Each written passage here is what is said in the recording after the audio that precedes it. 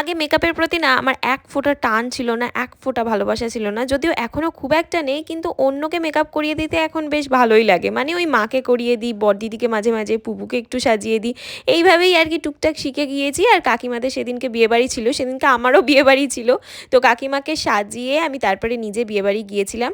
একদম light makeup করেছি। কাকিমা এমনিতেই দেখছো কত সুন্দর দেখতে, কত ফর্সা। তো খুব একটা বেশি কিছু করতে হয়নি, কাকিমা এমনিই মিষ্টি, তো খুব মিষ্টি লাগছিল। তোমরা কি বলো, মেকআপের ক্লাসটা কি প্রপার ভাবে করে নেবো দিদির কাছ থেকে? যাই হোক, নিজে এসে 5 মিনিটে রেডি হয়েছি, কারণ আমাকে মা সুযোগে দিচ্ছিল না রেডি হওয়ার জন্য, অনেকটা যেহেতু রাত হয়ে গিয়েছিল। আর এখানে দেখো এসেই একজনের সাথে দেখা হয়ে গেছে, বড়দিদিও নিজে নিজে কতটা সুন্দরভাবে সেজেছে। ওনা একদম ভিডিও করতে চায় না, দেখো যেই বলেছি তোর ভিডিও করছি অমনি লজ্জা পেয়ে গেছে।